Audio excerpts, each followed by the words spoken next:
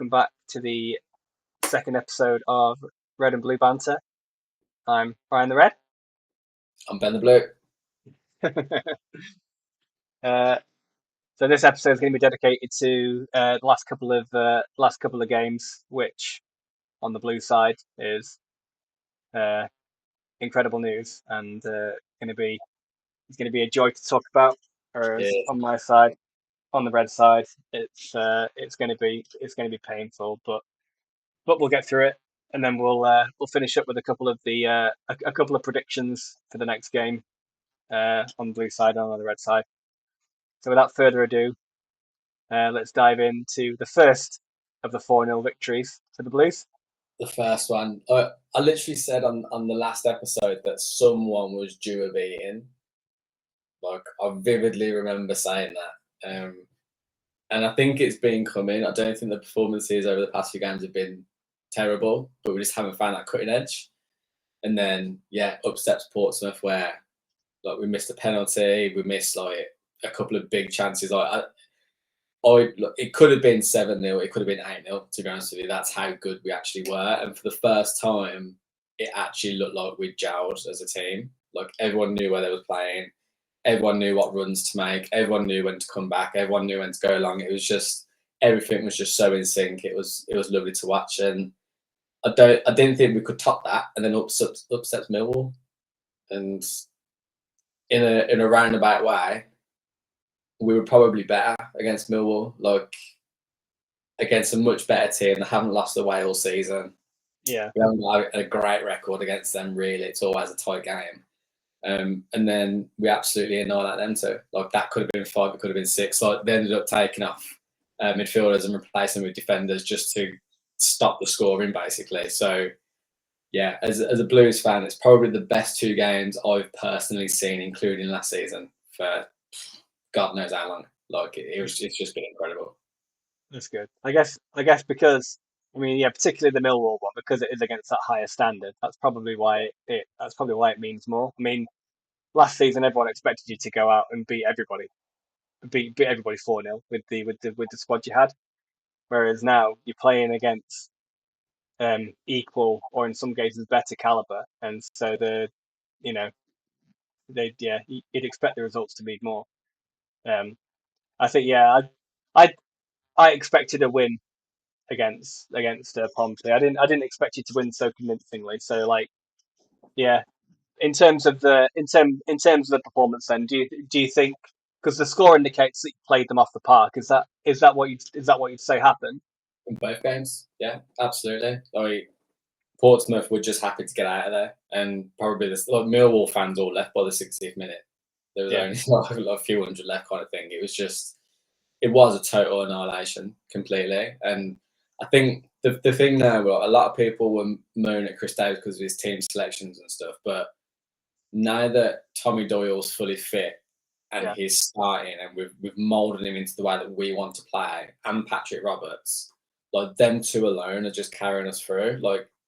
Everything's just instrumental in the way that we play. It goes through them too, and teams just don't really know how to cope with them when they're on top of the game. So it is honestly the most perfect performances you could have get, and losing to the red side of BCFC was probably the only blip in the last 5 games, really, because I think we played really well, and the Bristol game we played well, but we didn't look good in the final third, whereas all the other games we have, and then these last 2 games now we've actually put the goals to it as well. So I'm really proud of the team.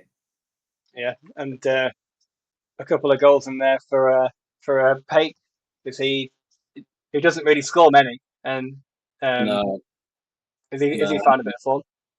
Yeah, he's always a quality player, but I think Davis has always played him in a centre mid role with Iwata as a little pivot. So he's like the Tommy Doyle, where he spreads the play, but he kind of always remains around the box. Whereas now he's got a bit more freedom to go and attack. So Iwata's playing right back and cutting inside. Doyle and Pake at centre mid, but Pake's got the license now to go forward and get inside the box. And last season, the end of last season, Davis said to him, if he has more goals to his game, his is the perfect Championship player, and now he's starting to do that because he's getting into the box as much as he possibly can. So, and to be fair, it's 2 great goals. Like, have you seen them? Yeah, it was two. Yeah, you think he took them like a striker, really, which is But he's always had the ability. He's never scored many, but it's, I guess, 100% correct in the fact that because he's playing as a central midfielder, as a box to box midfielder. He doesn't tend to be in those he doesn't tend to be in the positions, but he has been the creator at times. So it's good to see him. Good to see him get some goals. I've always liked Paik and I've always liked Iwata. Yeah. And the problem is they've never really had competition. But in playing them the way that we did last season, there was only really a certain way we could play them. But now that we've got competition and Iwata's found a new spot at right back with this, it's like the new age, isn't it? Like he's playing right back, but he kind of covers in the centre mid and stuff. And then Newman goes, we've got like a back three. But now he's done that, we've developed a different kind of relationship. And when you got someone like Tommy Doyle who can win the ball, he can press, he can spread the play, he can pass, he can shoot. Like teams are more worried about him, which gives Paik a little bit more license at times. Whereas everyone knows he's not really going to venture too far forward. He's going to be the sort of player that mops it up. So yeah, it's falling into place now, and hopefully this is like the click that we needed. Yeah, definitely. Another goal for Stano, and it's like he's your top scorer, isn't he? But like it's almost people are talking about him as though the goals are dried up, and it's still like early in the season. Is it up to 5 goals now? I think he's on 6 now. Yeah, so it's early in the season. He's already notching up the goals. So do you think that'll feed into future games? Do you think the floodgates are open now? Yeah, he's got 6 now. I don't know. I hope the floodgates open. I hope it's a start for him because, like, some players are confidence players, and Stansfield is a confidence player, but at the same time, his performances don't really dip. Like he's always aggressive, he's always pressing, and then with the goals, a lot of time it's just the fact that either a keeper's made a good save, or he's been unlucky, or he's snatched it, kind of thing. But he's always got that quality. And even last season, I think he went 6 or 7 games without scoring in League One. Yeah. And you could sense that he was getting frustrated. But then out of nowhere, he goes and scores like 21 goals, I think it was, or something, or 22 goals during the course of the season. So I don't think he's going to hit 20 this season, but I think 15 is an easy target for him. Achievable, yeah. Yeah, absolutely, yeah, for sure. Yeah, and it has Go's just not firing. The transfer stays in the top. So it's good to see them from open play as well. Considering that he got a lot of stick for the fact that some of his goals, the majority of his goals, it felt like the majority of his goals last season did come from the penalty spot, which feels like you're sort of cheating the numbers. Like it's good to see that most of his goals this season so far are coming from open play and getting into good positions. Yeah, I think he's only got 1 penalty this season. Obviously, he missed one against Portsmouth. Yeah. But I always say, like, he's our penalty taker. So if we get 10 penalties a season, like, he's our taker. Like, you're not going to give it to him just because it might skew a striker's numbers, kind of thing. So yeah, it's one of them ones, and you get all these fans on. You spend 20 million, 25 million, 30 million, 50 million on a player, and he's rubbish. But he always worries every team. It doesn't matter who we play, every team will worry about him. And exactly. That's the kind of striker that we've got. So yeah, that's good. Yeah, 100%. Like, yeah, nobody wants to play, but nobody wants to play against him because everyone knows he's got that in his locker.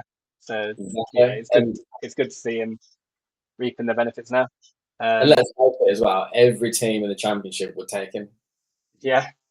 If it was free, every team goes for him. So, so I don't think it's like a jealousy thing. Obviously, fans will always hate on the opposition players and stuff, but I don't think any true football fan can turn around and be like, "Oh, he ain't worth that," or "He's still a striker." Like, he is quality, and he will be in the Prem one day. He definitely walks in our team at the moment with the injuries we've got. Anyone walks in our team at the moment. I think our bench walks into your team at the moment. I think most other teams in the championship bench walk into our team at the moment with how many injuries we've got. So, Oh God. um, Didn't you have yeah, like two players go off on Tuesday as well? yeah. So we had Borges go off injured, but he's probably going to be okay. Okay. Struber's pre-match Watford presser was alluded to Borges probably being available, um, which is good. But Sykes came on for Borges, and he got like a big gash on his leg, um, so he's going to be out for he's not available for the game tomorrow against Watford. Um, Struber said possibly a couple of games, but yeah, we'll see.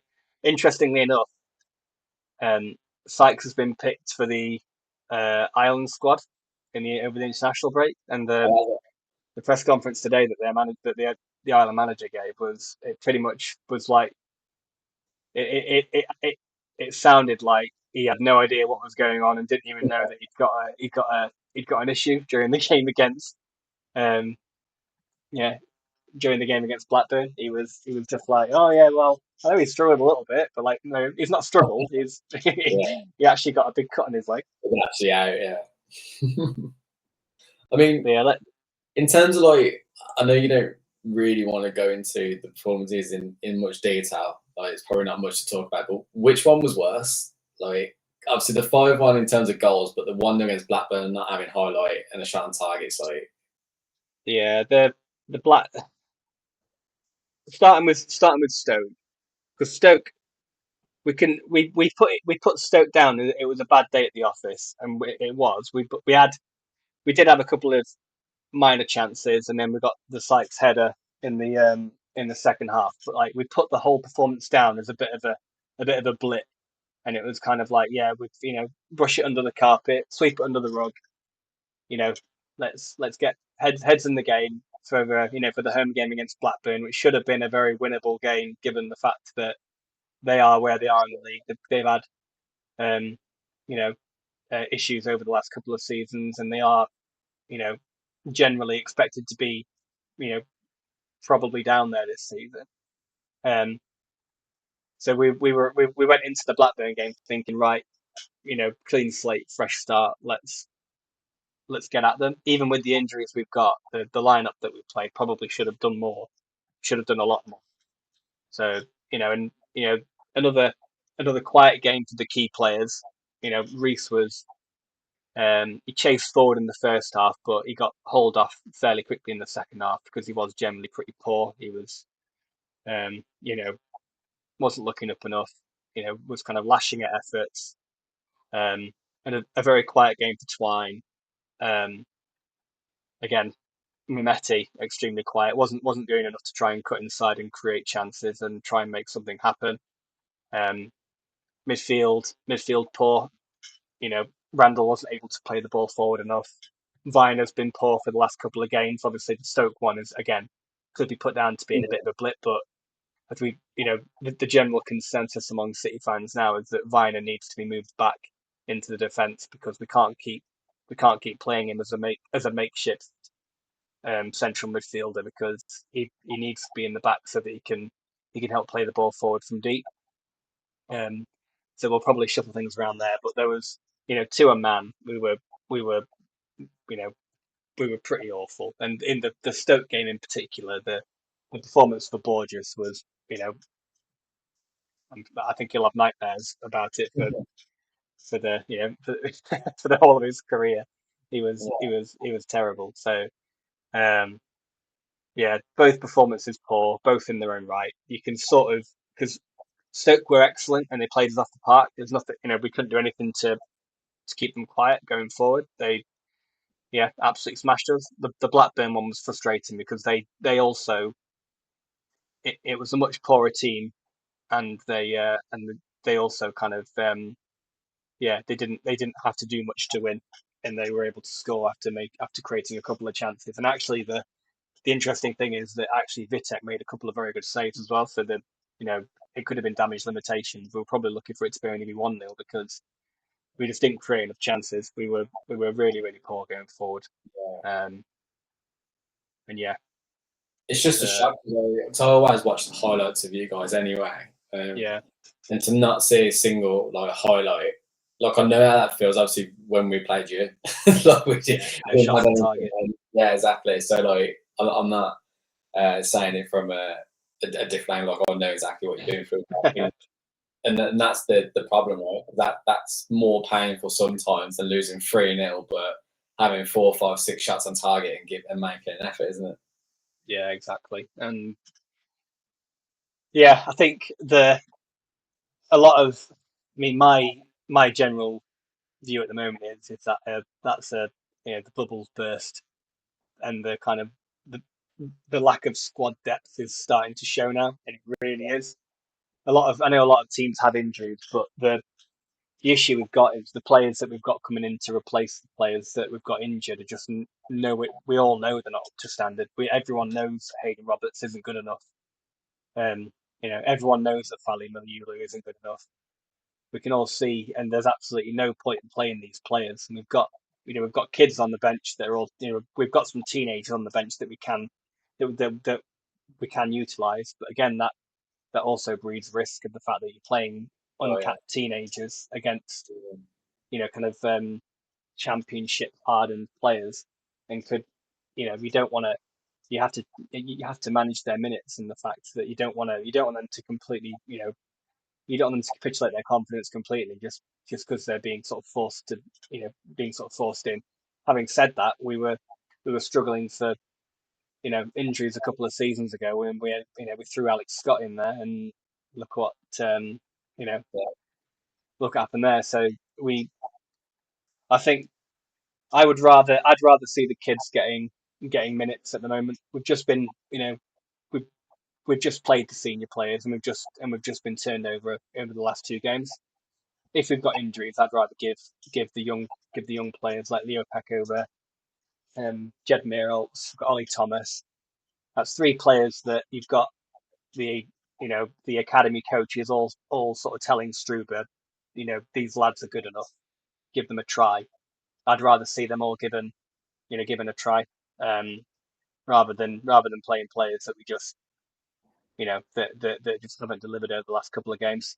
Um, and then yeah, we do have the the presser that we had from Struber today was it did allude to Jason Knight possibly being available after the international break, um, and also to Cam Pring possibly being back in training um, around that time as well.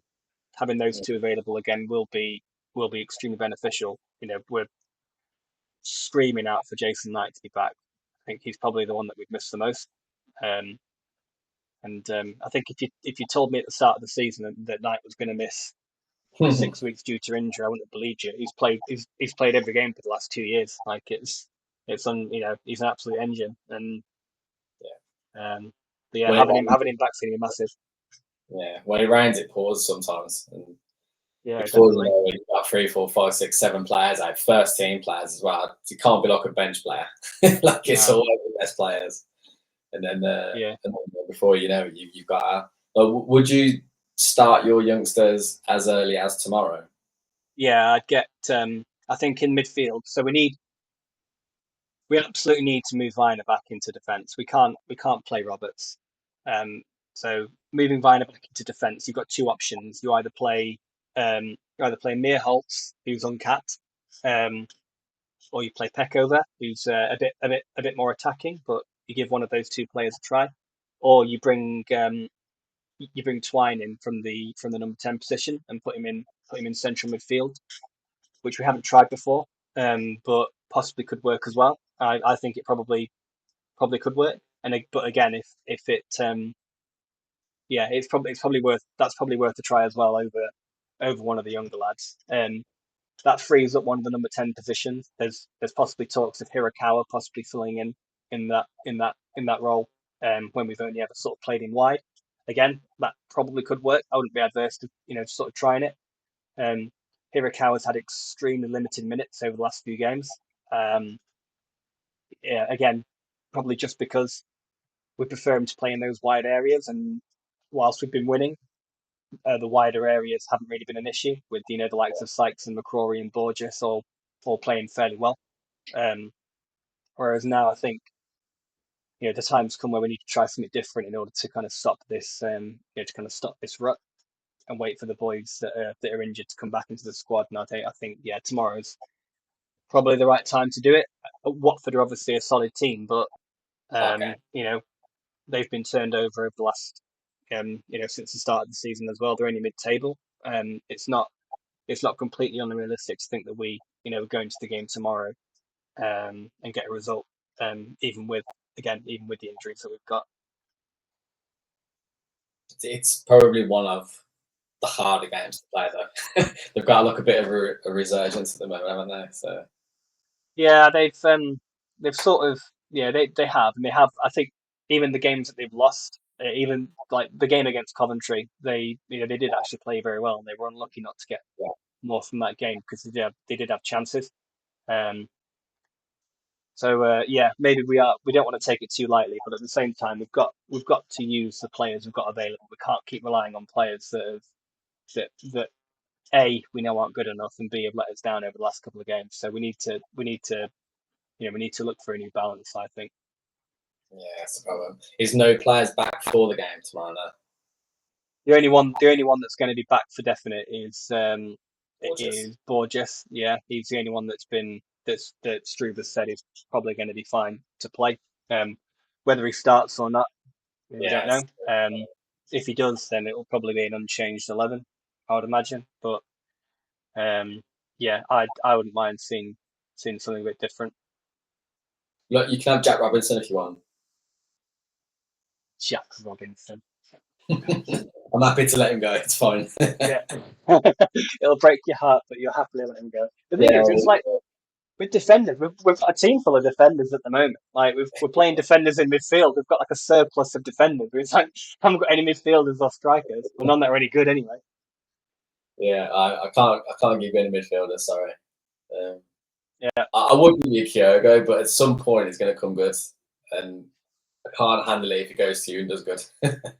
so I think he's one of the players that I thought that when you signed him in the summer, I thought he's gonna cook this season, and you can see him really trying. Like he's particularly over the first few games, he wanted to kind of come in and set the league on fire, but I feel like it got to the point where he was lashing at every effort, and he wasn't thinking about the team as much.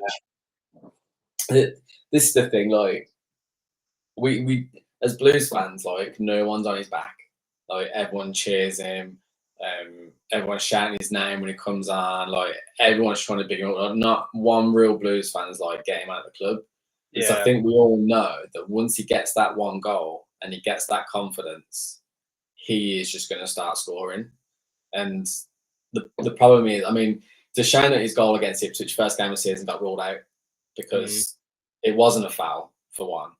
But that might have been that one thing. It's your first game there. You've just scored an incredible goal. And then obviously he scored in the cup against Sheffield United where Jimmy Graves pulled it back to him. So he could have had 2-2 and that could have literally just been the start of everything. But now, as you say, he's snatched at chances. Every game, it seems he misses a one-on-one. Yeah. Even against you guys, it wasn't a one-on-one, but obviously the corner came and then he kind of ran onto it like an informed striker doesn't put it straight at your defender. Like he hits it low or he hits it near post or something.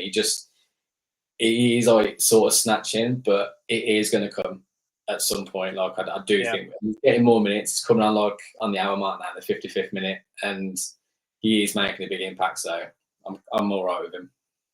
Yeah, definitely. Fair enough. I think so. Like jumping back to Blues, then going into the weekend off the back of two high-scoring victories, two convincing wins. What are you thinking? What are you thinking against your opponents? Well, I stick by what I say. I always think we can score, and I don't think there's like even Coventry away. I knew that we weren't going to win, but there was a little thought that we could score. I think Borough. I think we can score a goal. They have not been amazing the past sort of 5, 6, 7 games. Fair enough, decent point to claw away against Leicester on Wednesday. or Tuesday, whatever it was. But at the same time, like Leicester aren't doing that great either. So it shows that they are a bit fragile. I think we can get at them. They've only got something like 5 goals in 8 games or something like that. So we're quite low. And obviously, we've got 8 and 2. So I think personally we can go there and get something. Yeah. I think it'll be relatively low scoring, but I'm also in my head. I'm also thinking, obviously, Rob Andrews or whatever his name is, the manager. Rob Edwards. Rob Edwards, sorry, yeah. Like he's severely linked with Wolves now, so it's like, where's his head at? And did the team know that the team going to put in one more big performance before he goes, or so there's a few different factors. But yeah, I think we can go there. I think we'll score. I think they'll score. So I think it'll be 2-1 either way. I'm going to back us though. I'm going to go 2-1. Okay. Yeah, it's the right time to play them. Yeah, so just to keep everyone in the loop. So yeah, Wolves made a formal approach for Rob Edwards today. Obviously, the next Wolves player and a decent manager at Championship level. And the official line from Middlesbrough was that they did not give Wolves. Yeah, Wolves had their offer rejected, so Middlesbrough rejected the approach from Wolves. So whether or not that's going to play on his mind, has his head been turned?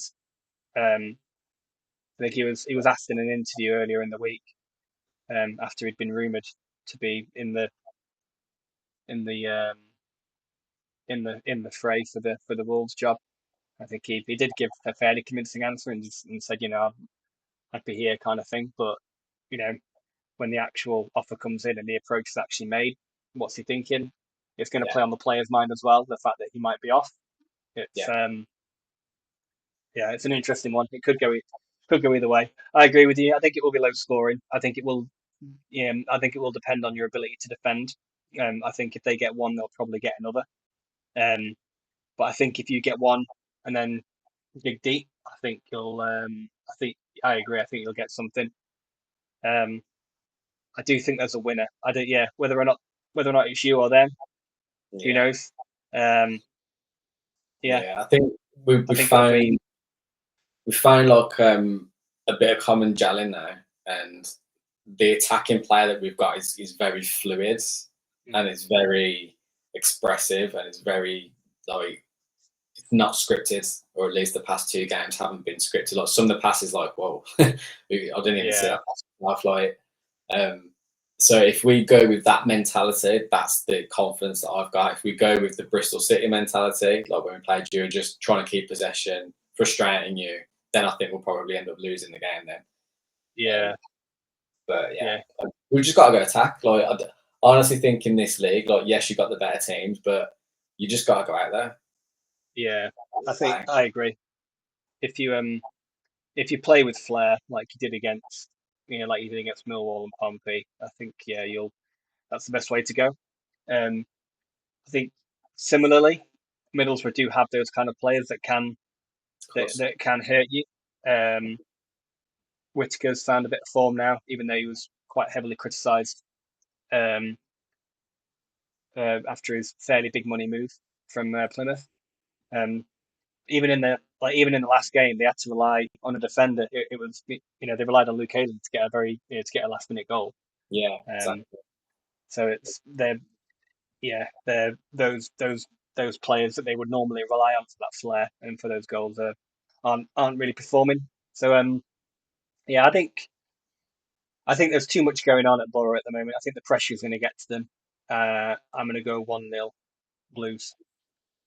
Yeah, I think it'll be tight. I think it'll be a fairly late goal as well. But yeah, I'll go 1-0 Blues for my prediction for that one.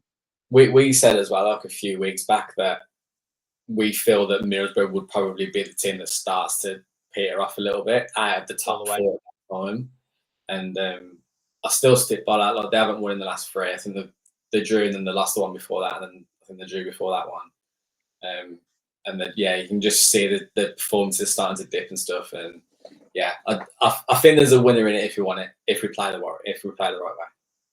Yeah, so you're right. Their last win was against Sheffield Wednesday on the 22nd of October, and since then they've drawn to Wrexham and Leicester, and then they lost heavily to Watford, who, Watford. incidentally, we're playing tomorrow.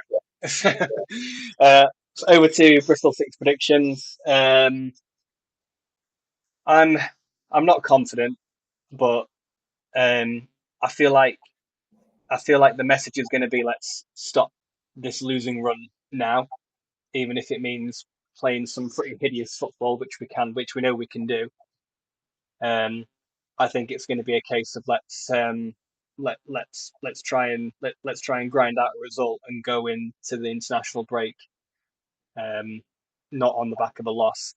I think it'll be a draw.